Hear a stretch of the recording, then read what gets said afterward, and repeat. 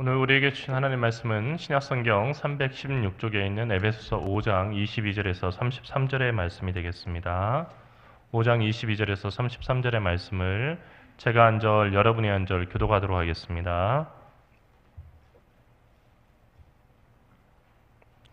아내들이여 자기 남편에게 복종하기를 주께 하듯 하라.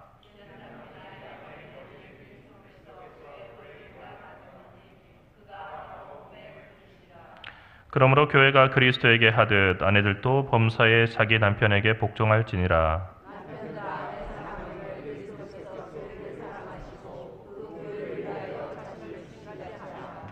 이는 곧 물로 씻어 말씀으로 깨끗하게 하사 거룩하게 하시고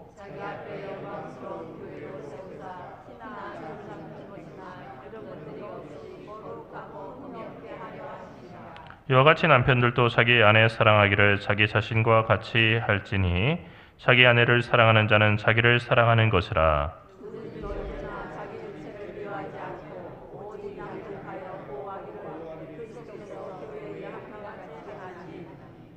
우리는 그 몸의 지체임이라.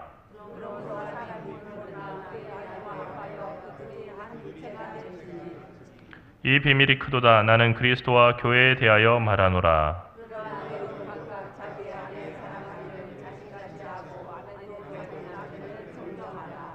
아멘. 생텍쥐페리의 소설 어린 왕자를 읽고 그 다음에 오랫동안 시간이 지난 다음에도 오랫동안 마음에 남아서 생텍쥐페리의 그 어린 왕자를 다시 읽을 때마다 꼭 찾아보는 그 구절이 있습니다.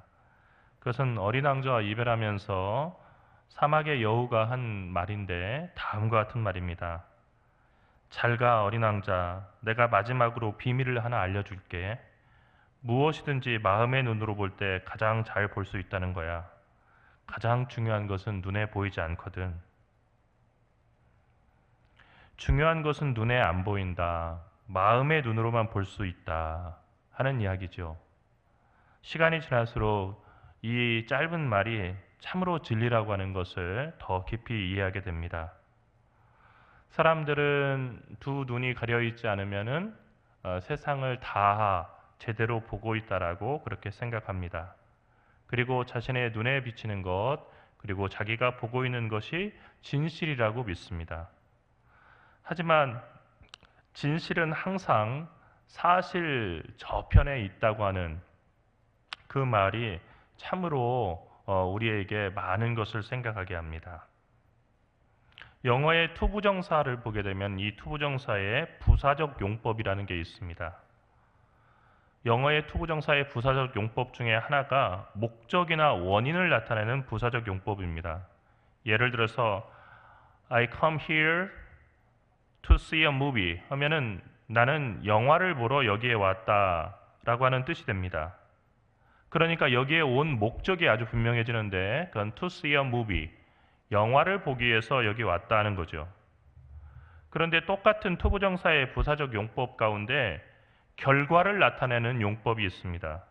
구조는 아주 비슷한데 뜻과 시간적인 순서가 아주 다릅니다. 예를 들어서 I come here to be lonely 하면은 이 얘기는 앞의 번역처럼 나는 외롭게 되기 위해서 여기 왔다라고 하는 뜻이 아니라 나는 여기 왔지만 결과적으로 외롭다. 나는 안 외로우려고 여기 왔는데 결과적으로 외롭다. 이렇게 해석을 해야 한다는 것입니다. 결혼을 투부정사의 부사적 용법으로 나타낸다면 어떻게 말할 수 있을까? 많은 사람에게 결혼이라고 하는 의식은 결과로도 보이고 목적으로도 보일 것입니다. 먼저 결과로 보는 사람들은 두 사람이 서로 사랑하기 때문에 사랑한 결과로 결혼한다고 보는 사람입니다. 일리가 있습니다. 하지만 결혼은 두 사람의 사랑의 완성이 아닙니다. 결혼이 사랑의 결론이고 완성이라고 한다면 더 이상 써나가야 할 사랑의 역사와 새로운 사랑의 경험은 없다는 것을 말할 것입니다. 그런 결혼은 화려하지만 이미 죽어있는 박물관에 보관된 유물과 같은 그런 결혼이고 사랑입니다. 그런데 오늘날 많은 연인들이 결혼을 결론으로 압니다. 결혼식에는 더 이상 떨림과 긴장이 없습니다. 결혼은 쇼이고 결혼은 축제입니다. 춤추고 노래하며 뮤지컬처럼 연출됩니다. 실제로 뮤지컬 배우들을 불러오는 것도 이제는 아주 흔한 일입니다. 만남의 처음 순간부터 결혼식을 하는 그 순간까지 두 사람의 웃는 얼굴, 행복한 얼굴로 가득한 사진들이 영상으로 꾸며져서 계속해서 틀어집니다. 장난기 많은 친구들의 농담과 제법 눈물 짓게 하며 억지 감동을 만들어내는 다양한 순서들도 있습니다. 하지만 그 어디에도 이 두 사람이 걸어가야 할 험한 그리고 먼 여정에 대한 경고나 그 길을 가는데 필요한 지혜, 그리고 무엇보다도 두 사람이 서로의 눈에서 찾아야 할, 서로의 눈동자에서 찾아내야 할 하나님의 거룩한 불꽃에 관한 말씀이 없습니다. 이렇게 쉽게 끝난 결혼쇼 이후에 두 사람은 작은 차이와 갈등에도 큰 실망을 하고, 그리고 이걸로는 내가 더 이상 이 사람과 살아야 될 이유가 없다 생각하면서 너무 쉽게 헤어집니다. 그리고 말합니다. 이게 다 성격 차이 때문이다. 이 모든 것이 결혼이라고 하는 투부정사를 결과로 해석하는 데서 비롯된 불행입니다. 결혼이라고 하는 투부정사는 목적으로 해석해야 합니다. 두 사람은 사랑하기 때문에 결혼한 것도 맞지만 더 깊은 결혼의 의미는 더 크고 깊은 사랑을 시작하기 위해서 결혼하는 것입니다. 이때 결혼은 사랑의 최종적인 결과가 아니라 사랑의 시작이 되는 것입니다. 두 사람에게 결혼은 이미 출판이 끝난 사랑이라고 하는 완성된 소설책이 아니라 함께 사랑의 이야기를 써나가야 할 빈 노트입니다. 이 점을 혼동해서는 안 됩니다. 두 사람은 아직 사랑을 모른다고 하는 면에 서로 동의하고 함께 사랑을 배워가고 알아가겠다라고 이제 사람들 앞에서 약속하는 것입니다. 그렇다면 사랑하는 법을 배우고 그리고 그 배움의 첫걸음을 축하하는 자리가 결혼 예식의 자리일 것입니다. 두 사람은 두려움과 떨림 속에서 서로의 손을 꼭 붙잡고 하나님께 간절히 기도하며 하늘의 도움을 청하고 많은 사람의 축복과 기도 속에서 험한 길, 그리고 그 길이 실패할 수도 있는 먼 길을 함께 출발하는 것입니다. 기쁜 일이지만 결코 장난스럽거나 흐트러질 수 없는 그런 자리입니다. 사람이 자기의 사형식 앞에서 어떻게 쇼를 보고 즐거워할 수 있고 자기의 정말로 죽을 수도 있는 위험한 수술 앞에서 사람이 어떻게 장난칠 수 있겠습니까? 그래서 결혼식을 우리는 예배로 드리는 것입니다. 그러나 언제부터인가 결혼식은 예배가 아닌 쇼가 되어버렸습니다.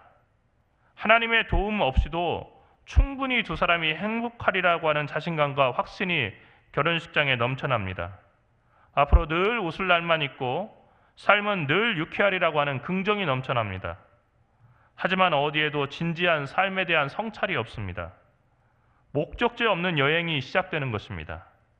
방향도 모르고 목적도 모른 채 방황하는 젊은 부부가 많은 것은 결코 우연한 일이라고 이야기할 수가 없습니다. 오늘 말씀은 아내와 남편들에게 주시는 말씀입니다. 단순히 행복한 부부가 되는 비결이 아닙니다. 에베소서 5장에서 사도 바울은 세월을 아끼라 때가 악하니라 라고 하는 아주 중요한, 에베소서를 읽을 때 정말로 많은 사람들이 기억하는 결정적인 클라이막스를 향해서 달려가는 중요한 말씀을 이야기하면서 주님의 뜻이 무엇인지를 이해하라고 하는 말씀의 끝에 갑자기 아내와 남편에게 주는 말씀을 배치했습니다. 이것은 고도로 의도적인 배치입니다. 부부는 악한 때를 살아가는 두 사람으로서 세월을 아끼는 삶을 살아야 되는 사람들입니다. 그러기 위해서 주님의 뜻이 무엇인지 분별하고 아끼면서 이해하면서 그렇게 아끼며 살아가야 되는데 그 방법이 어떤 것이냐는 것입니다. 먼저는 아내에게 주신 말씀입니다. 그 말씀은 자기 남편에게 복종하기를 주께 하듯 하라라는 것이죠. 자기 남편에게 복종하라는 것입니다.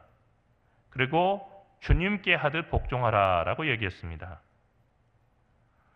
이 말씀을 남편분들은 아주 좋아하죠. 그리고 교회를 다니면서 성경교나 안다는 분들은 부부싸움을 할 때도 한 번쯤은 인용할 수 있는 그런 말이라고 생각합니다. 그런데 남편과 아내의 관계를 평등으로 말하지 않고 주종 간의 관계로 이렇게 표현했다는 거, 이거 정말로 우리에게 좀 불편하죠. 종이 주인에게 복종하듯이 아내는 남편에게 그렇게 주인을 섬기듯이 복종하라는 것입니다. 그런데 중요한 것은 그 이유가 나오는데, 그 이유는 그리스도께서 교회의 머리 되시는 것 같이 남편이 아내의 머리가 되기 때문이라는 것입니다. 이렇게 보면 성경이 많은 여성학자들이나 여권주의자들이 이렇게 생각할 때 시대착오적인 성차별의 책처럼 보입니다. 남녀 유별과 남존 여비를 가르치는 쾌쾌묵은 가부장적 문화의 산물처럼 보이기도 합니다. 하지만 중요한 것은 남편에게 복종해야 하는 아내와 남편의 관계는 머리와 몸의 관계라는 것입니다. 여러분, 머리와 몸은 어떻습니까? 뗄래야 뗄 수 없는 관계죠. 머리와 몸이 아무리 아름답더라도 머리와 몸이 분리된 사람은 이미 죽은 사람입니다. 둘을 떼어놓으면 이미 그 둘은 살아있는 사람이 아니라 둘 다 죽은 시체일 뿐이라는 거예요. 아내가 남편에게 하는 복종은 우리가 흔히 생각하는 것처럼 약자의 굴욕적인 생존 전략이 아닙니다. 그러니까 예전에 남자만 나가서 돈 벌어오던 그때를 갖다가 상정해서 남자는 나가서 먹을 것 벌어오니까 여자가 남편에게 잘해야 되지 하는 그런 구태의연하고 아주 고리타분한 얘기가 아닙니다. 둘이 사랑으로 한 몸을 이뤘기 때문에 자기 남편에게 하는 것이 곧 자기에게 하는 것이다 하는 얘기입니다. 그러니까 다른 말로 얘기하면 남편을 갖다가 죽게 하듯 하라, 남편에게 복종하기를 죽게 하듯 하라는 것은 자신을 사랑하듯이 그 남편을 극진하게 사랑하라는 그런 말씀입니다. 다음으로 남편에게 주신 말씀입니다. 그 말씀은 남편들아 아내 사랑하기를 그리스도께서 교회를 사랑하시고 그 교회를 위하여 자신을 주신같이 하라라고 이렇게 이야기하고 있습니다. 남편은 아내를 사랑해야 하는데 여기에 기준이 있습니다. 내가 하고 싶은 대로 사랑하는 게 아닙니다. 내 나름대로 최선을 다하는 게 아닙니다. 그리고 내가 이 정도면 충분하다고 생각하는 정도를 사랑하는 것이 아니고 그리스도께서 교회를 사랑하셔서 교회를 위해서 자신을 주신같이 사랑해야 한다고 그 정도를 분명하게 이야기하고 있습니다. 여러분, 그리스도께서 자신을 주셨다는 얘기는 십자가에 달려 죽으셨다는 얘기입니다. 즉 남편들은 아내를 사랑할 때 그리스도께서 교회를 사랑하셔서 그 교회를 위해서 십자가에 달려 죽으신 것처럼 자기 목숨을 바쳐서 아내를 사랑해야 한다는 것입니다. 연애 시절 콩닥거리는 감정, 그 감정을 갖다 사랑으로 생각해서는 자기 몸을 버려서 그리고 자기를 희생해서 아내를 사랑한다는 거, 이거 할 수 없는 일이죠. 결혼식장에서 이 여자만을 평생 사랑하겠느냐 라고 하는 주례자의 질문에 씩씩하게 예하는 것만으로도 부족하다는 것입니다. 왜냐하면 그 씩씩한 대답이 언제든지 깨어질 수 있다는 것을 우리는 간접적인 경험을 통해서 너무 잘 알고 있기 때문이죠. 그렇다면 이 사랑은 어떤 사랑입니까? 이 사랑은 자신의 목숨을 바칠 때, 그러니까 사랑하는 아내를 위해서 자신의 목숨을 대신 바칠 때 완성되는 그런 사랑입니다. 군인으로 부름받은 사람들이 제일 먼저 배우는 것이 차려 자세입니다. 6.25 전쟁 때 정말로 너무 급해서 3일만 간략하게 교육을 시켜서 그냥 전선으로 보내던 시대에도 차려 열중셔, 그리고 경례는 가르쳐서 보냈습니다. 차려 자세는 단순히 움직이지 않는 자세가 아닙니다. 차려 자세는 군인의 기본 자세입니다. 이 차려 자세에 대해서 교보문에서는 어떻게 정의를 하고 있냐면, 그러므로 안으로는 군인 정신이 충실하고 밖으로는 항상 엄숙 단정해야 한다. 이렇게 표현되어 있습니다. 차렷 하면은 바로 그 차렷이라고 하는 그 구호 앞에서 머리끝부터 발끝까지 군인 정신이 충실하고, 그리고 밖으로는 엄숙 단정한 그런 모습이 돼야 된다는 것입니다. 그래서 부대 차렷이라고 하는 명령을 받으면 군인들은 직립부동 상태가 됩니다. 어떤 상황에서도 이 자세를 취해야 합니다. 여기에서 군인의 모든 것들이 다 비롯됩니다. 군인은 죽기 위해서 훈련을 받는 것이 아니라 전투에서 싸워서 이겨가지고 나라를 지키기 위해서 훈련을 받는 그런 전사들입니다. 하지만 그 막중한 임무를 수행하기 위해서는 자기의 목숨을 초계와 같이 버려야 되는 선택의 순간이 찾아옵니다. 예를 들어서 돌격명령을 지키기 위해서 적군의 빗발치는 총알과 포탄 사이를 비집고 적진을 향해 달려야 할 때가 있습니다. 그것은 자신의 목숨을 건 복종입니다. 그런데 이 복종은 바로 차려라고 하는 명령에 복종할 때 가능해집니다. 적에게 죽기 위해서 훈련받는 군인은 없습니다. 하지만 나라를 지키기 위해서 내가 죽더라도 적과 싸워야 하는 임무를 군인은 수행해야 합니다. 마찬가지로 남편이 아내를 사랑한다는 말은 아내를 위해 죽을 수도 있음을 의미하는 것입니다. 그런데 어떻게 거기서 그 죽을 수도 있음을 약속하고 내가 당신을 위해서 죽겠습니다 라고 하는 그 자리에서 쇼를 하고, 그리고 우스꽝스러운 그 춤을 추고 그렇게 서로 웃기고 그럴 수가 있겠습니까? 마찬가지로 남편이 아내를 사랑한다는 말은 아내를 위해서 죽을 수도 있음을 의미한다는 것을 우리는 생각해야 합니다.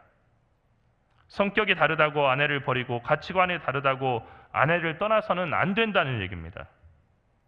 아내의 자발적인 복종을 받는 주인이 되고 싶다고 한다면, 주인으로서 극진한 대우를 받고 싶다고 한다면 먼저 그 아내를 위해서 목숨을 바칠 수 있는 사랑을 하라는 얘기입니다.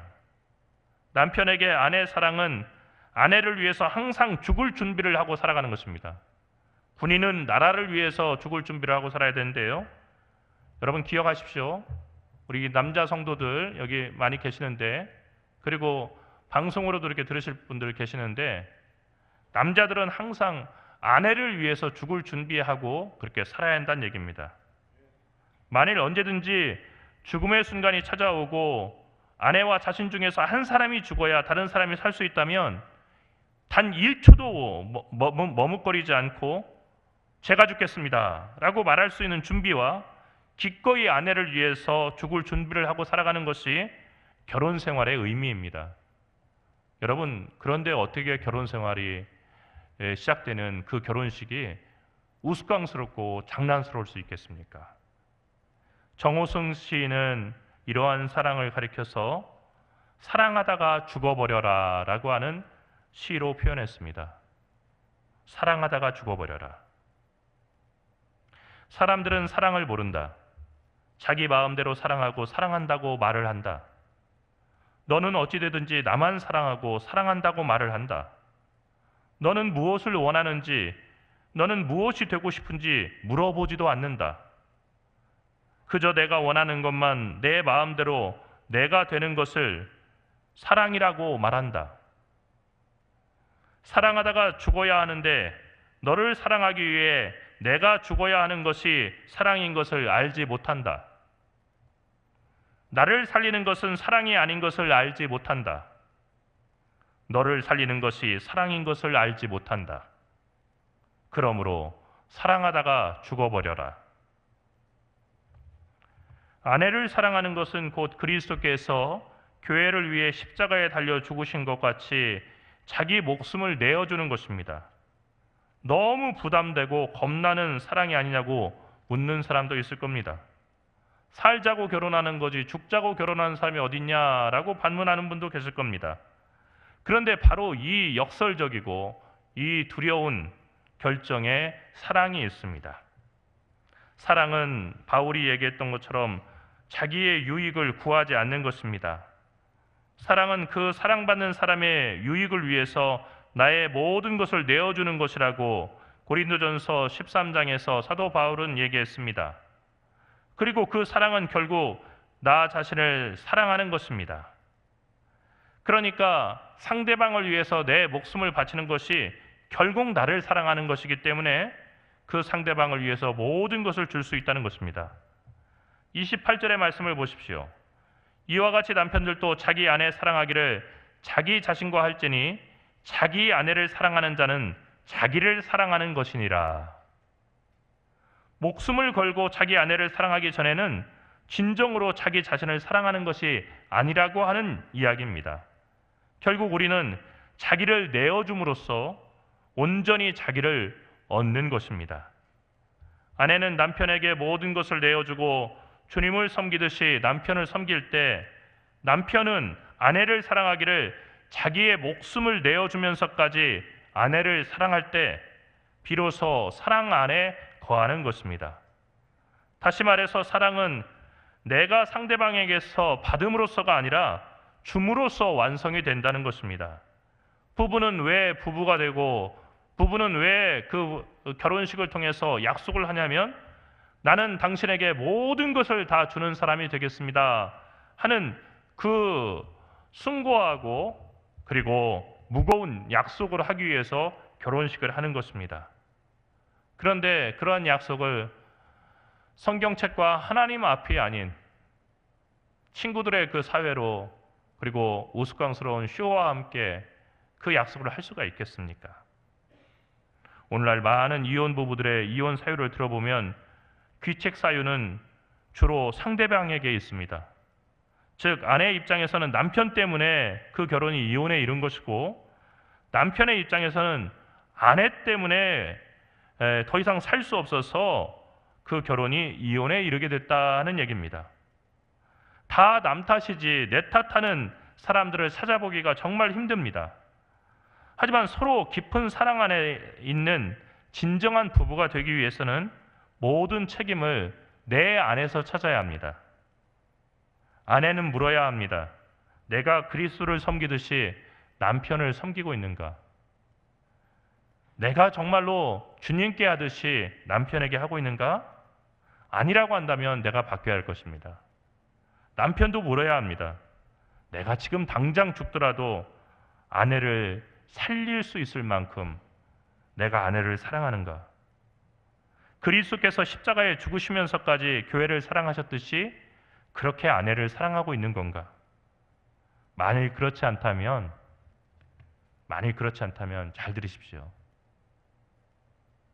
도장을 찍을 것이 아니고 내가 바뀌어야 됩니다.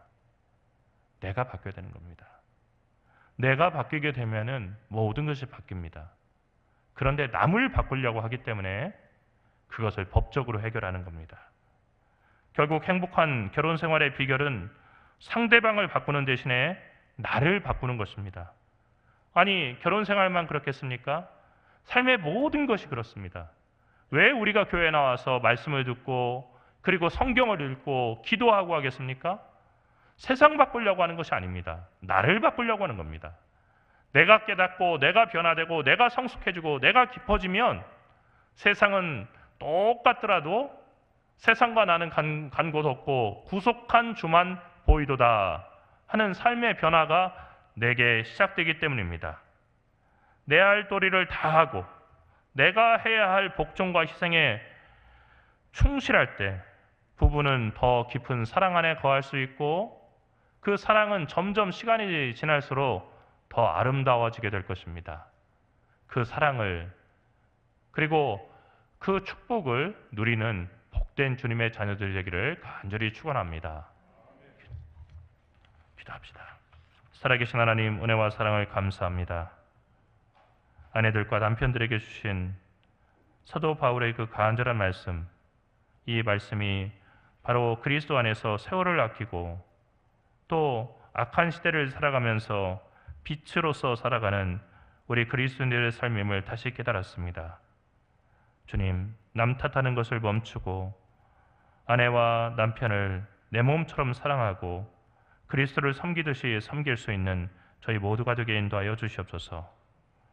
또한 아내와 남편이 아니더라도 형제 자매들에게 이와 같은 사랑으로 서로를 대하며, 그래서 자기의 유익을 구하는 사랑이 아니라 바로 상대방의 유익을 구하며, 그래서 그 사람에게 덕이 되고 복이 되기 위해서 나를 희생할 수 있는 그리스도 예수의 삶을 본받게 인도하여 주시옵소서.